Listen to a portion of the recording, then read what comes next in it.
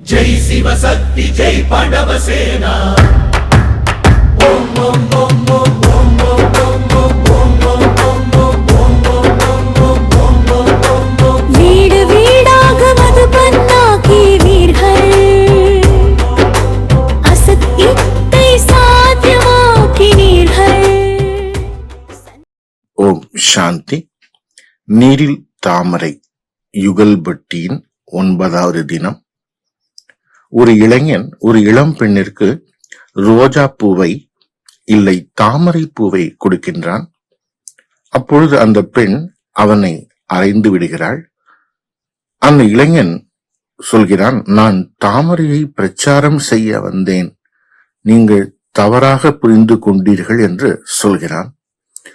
அந்த இளம் பெண்ணும், நானும் இப்பொழுது இதைத்தான் பிரச்சாரம் செய்து கொண்டிருக்கின்றேன் என்று சொல்கிறாள். நீரில் தாமரை. சில நேரம் வார்த்தையினுடைய அர்த்தங்கள் மாறிவிடுகிறது. மேலும் எது தென்படுகிறதோ அது உண்மையிலே அப்படி இல்லை. ஃபிக்ஷன் ஸ்டோரி நிறைய கேட்டிருக்கிறோம். இந்த யஜ்யத்தினுடைய வரலாறுல ஸ்டோரிகள் நான் ஃபிக்ஷன், நம்ப முடியாதவை.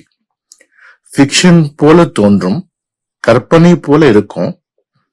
ஆனா யஜ்யத்தினுடைய ஒவ்வொரு சரித்திரத்துக்குள்ள போய் பார்த்தோம்னா, பாய்ஜி கூட அததான் சொன்னாங்க, அந்த நேரம் அந்த சூழ்நிலையில என்னெல்லாம் நடந்தது அப்படின்னு. முரளியை நம்ம ரிலேட் செய்யும் போது நாமும் முரளியும் ஒன்றாகவே ஸ்டார்ட் பண்றோம். மேலும் முரளி சம்பந்தம் சேர்க்காமல் வேறு யாருக்காவது சொல்வதற்காக மட்டும் நம்ம அதை படித்துக் கொண்டிருக்கிறோம்னா அது ஒரு கிளி போல ஆயிடும். ஒருவேளை நீங்க யாருக்காவது அதை சொல்லலாம், அவங்களும் அதுக்கு கை தட்டலாம். ஆனால் அனுபவம், இங்கிலீஷ் கிளாஸ்ல கூட நம்ம கேட்டோம், இந்த ஞான மார்க்கத்தில் அனுபவம் மிகவும் அவசியமானது. மேலும் முன்னேறுவதற்கு ஃபர்ஸ்ட் கிளாஸான விஷயம் இந்த அனுபவம் தான். இல்லைன்னா ஞானத்துல வயது மட்டும் கூடிட்டே போகும், டிகிரிகளும் கூடிட்டே போகும். பிகே வாழ்க்கையில பேட்ஜஸ், பில்லிகள் கூடிட்டே இருக்கு. இரும்பிலிருந்து வெள்ளி, வெள்ளியிலிருந்து தங்கம், ஒருவேளை எதிர்காலத்துல வைரத்துக்கு கூட நம்ம போகலாம். ஆனா உள்ள இருக்கிற ஆத்மாவும் அதே இடத்துல நின்னுட்டே இருக்கு. ஒருவேளை இன்னும் வீழ்ச்சியில ரொம்ப பள்ளத்துல கூட போகலாம்.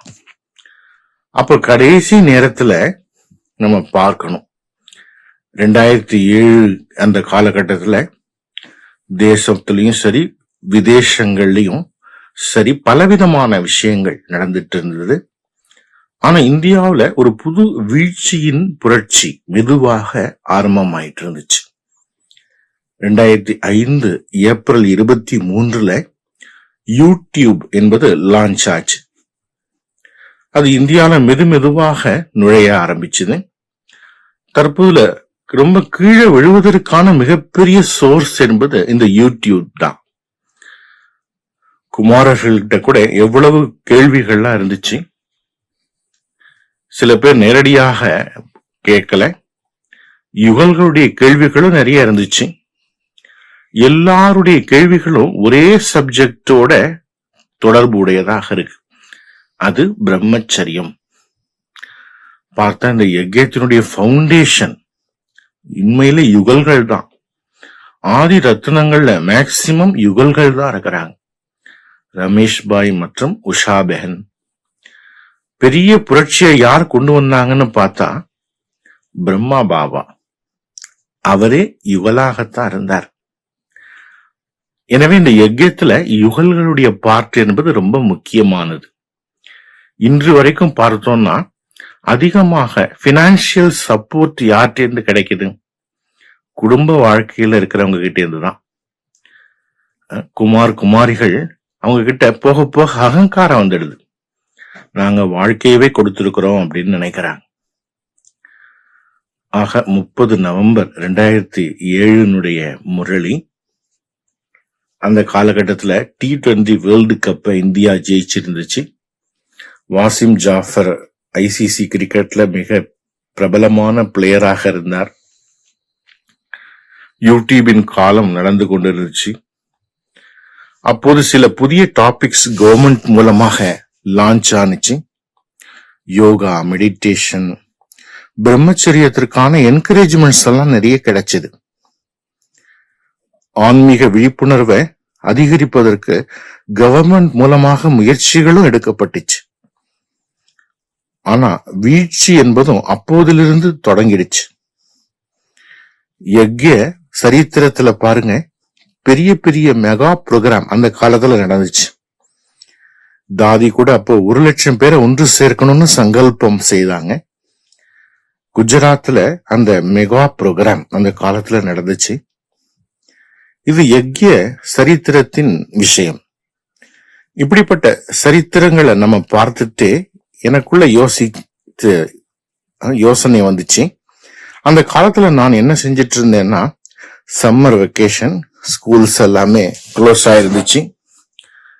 அந்த சம்மர் வெக்கேஷன்ல ரிலேஷன்ஸ் வீட்டுக்கு நாங்க போயிடுவோம். அந்த நேரத்துல ஒரு ரிலேஷன் வீட்டுக்கு போயிருந்தோம். ஆனா அவங்களும் பிரம்மா குமாரிஸ்க்கு அகெயின்ஸ்டாக இருந்தாங்க. மாதாஜியும் கூட அங்க போறதுக்கு, சென்டர் போறதுக்கு எதிராகவே இருந்தாங்க. நான் போன இடமும் எல்லா வசதிகள் சுகபோகங்கள்லாம் நிறைய இருந்துச்சு. அதாவது இது 2007 நடந்த விஷயம்.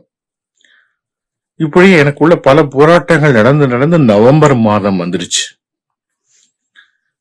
அப்போ மாதாஜிட்ட என்னுடைய ரிலேஷன்ஸ் என்ன சொன்னாங்கன்னா, நீங்க இங்கேயே இருங்க, நாங்க உங்களெல்லாம் படிக்க வைப்போம், எல்லாமே செய்வோம். ஏன்னா அங்க வசதிகள் நிறைய இருந்துச்சு. அப்போ மாதாஜியுடைய மனதிலும் சரி, இப்போ வீட்டுக்கு திரும்ப போக வேண்டாங்கிறது இருந்தது. ஆனா இப்ப நான் என்ன சொன்னேன், என்னுடைய சாமான்கள், என்னுடைய பேகேஜஸ் எல்லாம் நான் பேக் செய்திடுறேன் அப்படின்னு சொன்னேன். நான் புறப்படுறேன்னு சொன்னேன்.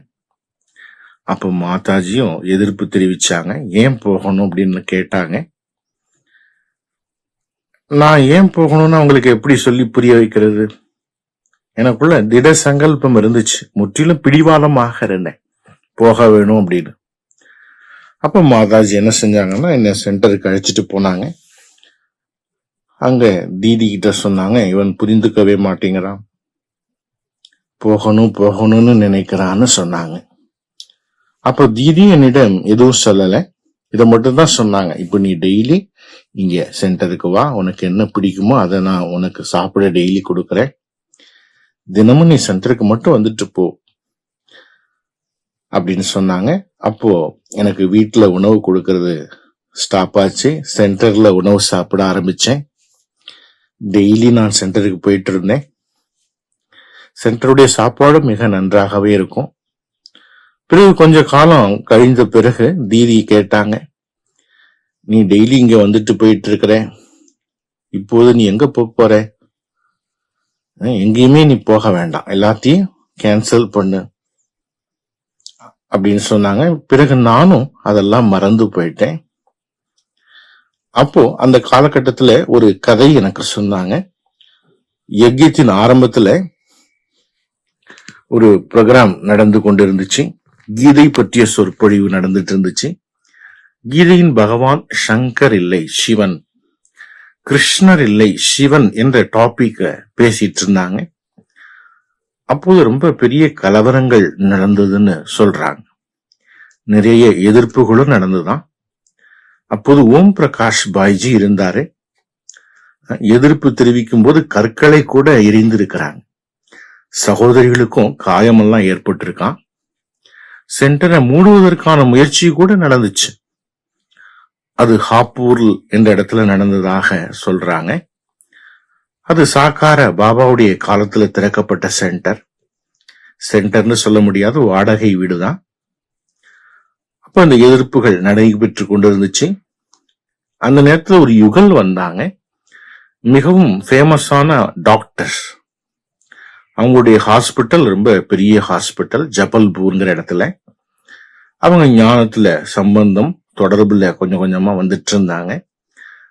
போக போக அவங்க ரொம்ப பக்கா ஆகிட்டாங்க. அதுல ஒருத்தங்க VRS வாலண்டியர் ரிட்டைர்மெண்ட் எடுக்கிற அளவுக்கு வந்தாங்க. இந்த ஞானத்துக்காக அவங்க வேலையவே விட்டுட்டாங்க. அப்ப அந்த நேரம் சென்டருக்கும் நிறைய சகயோகமும் கிடைத்து கொண்டே இருந்துச்சு. அவங்க யுகலாக இருந்ததுனால அந்த நேரத்துல நிறைய சென்டர்கள் ஸ்தாபிக்கப்பட்டுச்சு. அப்படிதான் எங்களுக்கும் பாலனை கிடைச்சது. நேற்றுதான் அவங்கள பற்றிய பேச்சு, பல வருஷங்களுக்கு பிறகு அவங்கள பற்றிய இந்த பேச்சு வந்துச்சு. அந்த காலகட்டத்துல ஞானத்துல இருந்து இருந்து எனக்கு கொஞ்சம் டிப்ரெஷனும் ஏற்பட்டுடுச்சு. ஏன்னா ஞானத்தில் போக போக நிறைய விஷயங்கள் நடக்குது. அப்போ அந்த யுகல் என்ன அவங்க வீட்டுக்கு கூப்பிட்டாங்க, அந்த டாக்டர்கள். நான் அவங்க வீட்டுக்கு போனேன், அமர்ந்திருந்தேன். அப்போ அவங்க யாரோடையும் அவங்க பேசி கொண்டிருந்தாங்க. ஒரு ப்ரோக்ராம் நடந்துட்டு இருந்துச்சு. நான் பார்த்தேன், அவங்க 2 பேருக்கும் தனித்தனியாக ரூம் இருந்துச்சு. சாருக்கு ஒரு ரூம், மேடத்துக்கு ஒரு ரூம் இருந்தது.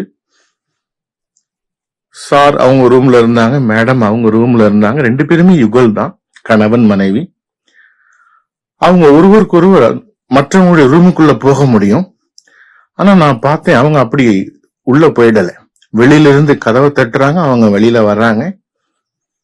இத முதல் முறையா இல்ல, நான் பல முறை எப்போதெல்லாம் அவங்க வீட்டுக்கு போனேனோ பல முறை நான் இதை பார்த்திருக்கிறேன். ஒரு முறை நான் கேள்வியும் கேட்டேன், ஏன் இப்படி அப்படின்னு கேட்டேன். ஏன்னா அப்போதெல்லாம் எனக்கு இதை பற்றி தெரியாது. அப்ப என்ன சொன்னாங்க, அவங்க பிரம்மச்சாரிகள் அப்படின்னு சொன்னாங்க. குடும்பத்தில் இருக்கும் பிரம்மச்சாரிகள். யுகல். நீரில் தாமரை அப்படிங்கிற இந்த பாடல் கேட்டோம்.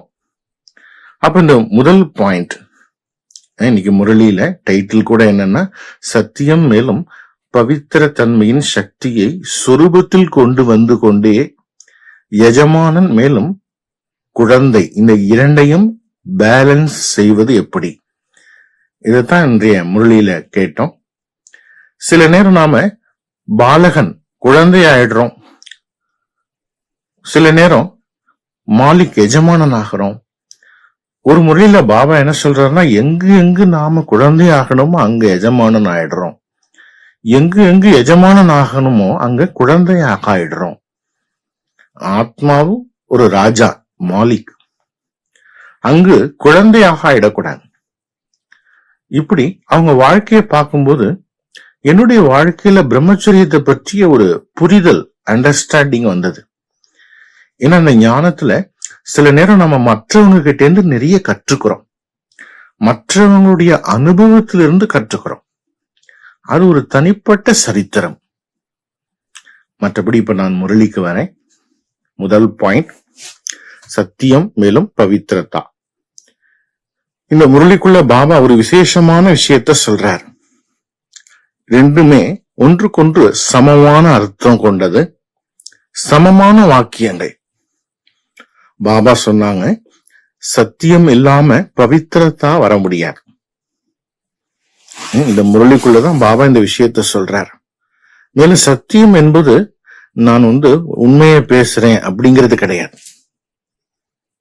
இன்றைக்கு சத்திய தந்தை, சத்து டீச்சர், சத்து குரு. எனவே நான் சத்தியம் உண்மையை பேசுறேன் என்பது கிடையாது. அதன் சொரூபம் சத்தியத்தின் சொரூபமாக மேலும் பவித்திரதாவின் சொரூபமாக ஆகுவதுதான். ஆகவே யுகல்களுக்கான இந்த பட்டி நடக்குது. அவங்க வாழ்க்கையில மிகப்பெரிய சேலஞ்சு சந்திக்கிறாங்க. அது ஒரே ஒரு விஷயத்துலதான் இருக்கும். ஒருவர் ஞானத்துல நடந்துட்டு இருக்கிறாங்கன்னா மற்றவருடைய வாழ்க்கையிலும் விக்னங்கள், டெஸ்ட் பேப்பர் நிறைய வரும். ஒரு மாதா கேள்வி கூட கேட்டாங்க, பவித்திரதாவிற்காக நிறைய பரீட்சைகளை சந்திக்க வேண்டியிருக்கு. உண்மையில பார்த்தா யஜ்யத்தின் சரித்திரத்துல எல்லோருமே இந்த காரணத்துக்காகத்தான் நிறைய டெஸ்ட் பேப்பரை அடைந்திருக்கிறாங்க, அடிகளும் வாங்கியிருக்கிறாங்க. இரண்டாவது பாயிண்ட், சத்தியம் மேலும் பவித்திரதா. இது முதல்ல. சுயத்தை அறிதல் மேலும் பாபாவை அறிந்து கொள்ளல், இது இரண்டாவது பாயிண்ட். சுயத்தை அறிந்துகிறது அப்படின்னாலே சுயத்தின் சத்திய சொரூபத்தை தெரிந்துக்கிறார், மேலும் பாபாவின் சத்திய சொரூபத்தை தெரிந்து கொள்றார். முரளியில முழு வாக்கியமே என்னன்னா, சுயத்தின் சத்திய சொரூபத்தையும் பாபாவின் சத்திய சுரூபத்தையும் தெரிந்து கொள்ளாத வரை சத்தியத்தா பவித்திரத்தா வர முடியாது. ஆகவே சுயத்தின் சத்திய சுரூபத்தையும் பாபாவுடைய சத்திய சுரூபத்தையும் தெரிந்து கொள்ளணும்னா அதுக்கு என்ன செய்யணும்? நான் ஆத்மா என்று நாம தெரிஞ்சிட்டோம். நான் வெறும் ஆத்மா என்பது மட்டும் தெரிஞ்சிருக்கிறோம். பாபாவும் ஆத்மா. அப்ப என்ன செய்யணும்? இது ஸ்திதியாக மாறணும். எப்படி? சத்திய சொரூபத்தில் ஸ்திதி ஏற்பட்டுடணும். பாய்ஜியும் சொன்னாங்க, ஆத்மாவாகி பரமாத்மாவையும் அவருடைய சத்திய சொரூபத்தின் எப்படி இருக்கிறாரோ அப்படி அறிந்து கொள்ளணும். அடுத்து 3வது பாயிண்ட், அசம்பவத்தை சம்பவமாக ஆக்குவது. நெருப்பு மற்றும் பஞ்சு. நேற்று நம்முடைய குஷல் பாய் சொல்லிட்டு இருந்தாரு, நெருப்பும் பஞ்சும் ஆக அவர் கப்பு. அசம்பவத்தை சம்பவமாக ஆக்குவது. சந்நியாசிகள் செய்ய முடியாததை யுகல்கள் செய்து காட்டியிருக்கிறார். அசம்பவத்தை சம்பவமாக ஆக்குறது. மேலும் இது மிகப்பெரிய விஷயம். பவித்திரத்தாவை வாழ்க்கையில தாரணை செய்யறது என்பது, குறிப்பா குடும்ப வாழ்க்கையில இது அசம்பவம் தான். அதை சம்பவமாக, முடியாததை செய்யக்கூடியதாக காட்டியிருக்கிறார். ஆகவே இன்று தற்போதும் கூட அவங்க சன்னியாசிகளுடைய சேவையை செய்து கொண்டுதான் இருக்கிறாங்க, யுகல்கள் விசேஷமாக. அப்ப அந்த ஏரியால கூட எத்தனை பெரிய பெரிய கீதை ப்ரோக்ராம்ஸ் நடக்குது. டாக்டர் புஷ்பா பாண்டேஜி இருக்கிறாங்க. அவங்க கீதை பற்றிய பெரிய பெரிய ப்ரோக்ராம்ஸ் எல்லாம் இப்ப நடத்துறாங்க. இப்போது பாய் சாப் இருக்கிறாரு. பிரிஜ்மோகன் பாய் சாப் சரீரத்தை விட்ட போது கூட அவங்க இந்த ஞானத்தில் தொடங்கும் போது நிறைய அப்போசிஷன் ஏற்பட்டுச்சு. லௌகீகத்திலிருந்தும் அலௌகீகத்திலிருந்தும். லௌகீகத்திலிருந்து வரும் டெஸ்ட் பேப்பர்ஸ் ஆத்மாவை அவ்வளவா பாதிக்காது. ஆனா அலௌகீகத்திலிருந்து டெஸ்ட் பேப்பர்ஸ் வரும்போது அது ஒரேடியாக நம்மளை குலுக்கிடும். அங்கேயே ஒரு புரட்சி ஆரம்பமாயிடுது, இருளிலிருந்து ஒளியை நோக்கி. தற்போது பாய்ஜியினுடைய ப்ரோக்ராம் நடக்குது. விசேஷமா அவர்கள் அதுல முன்னேற்றம் அடைஞ்சிட்டு வராங்க. ஆக இந்த பரீட்சைகளை கடந்து வந்த பிறகு நம்ம பார்த்தா இந்த பட்டி என்பது யுகல்களுக்கானது. இதுல எல்லாமே கிளியராக ஆயிடுது. நீரில் தாமரை அப்படின்னாலே இந்த உலகத்துல இருந்துட்டு அவங்க எப்படி தங்களுடைய வாழ்க்கைய உருவாக்கி கொண்டிருக்கிறாங்க. அதோடு இந்த யஜ்யத்திற்கும் சகயோகியாக இருக்கிறாங்க. மேலும் அந்த சென்டர்கள் பாருங்க, என்ன சொன்னாலும் சென்டர் கனெக்ஷன் இருக்கு, கிளைகள் இலைகள் போல. நாம எல்லோருக்கும் அவங்களோட மிக ஆழமான கனெக்ஷன் இருக்கு. இப்படியாக இந்த முரளியில நிறைய விஷயங்கள் சொல்லப்பட்டது. நம்பர் 1 இல்லைன்னா கூட ஃபர்ஸ்ட் டிவிஷன்ல வந்துடுவீங்க. லாஸ்டாக வந்திருக்கிறீங்க அப்படின்னா கூட நம்பர் 1ல வரலாம். லாஸ்டாக இருக்கிறவங்களும் ஃபாஸ்டாக செல்லலாம். இப்படி நிறைய விஷயங்கள் முரளியில சொல்லப்பட்டிருக்கு. நிறைய கேள்விகளும் கூட கேட்கப்படுது. பாய்ஜி ஞானம் கிடைச்ச பிறகுதான் நம்முடைய பயணம் ஆரம்பிக்கணுமா? யாருக்காவது திருமணத்துக்கு பிறகு ஞானம் கிடைக்குது அப்படின்னா அதற்காக பச்சாதாபம் ஏற்படுது. திருமணம் ஆயிட்ட பிறகு ஞானம் கிடைக்குது. எங்கிருந்து ஞானம் கிடைக்குதோ அங்கிருந்து பயணத்தை நீங்க முன்னேற்றத்துல கொண்டு போங்க.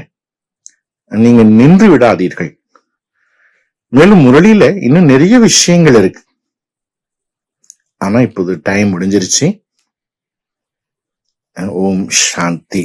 பாய்ஜி மிகவும் நல்ல கிளாஸ் கொடுத்தாங்க. எல்லோருக்கும் பிரயோகமும் ஏற்பட்டிருக்கு.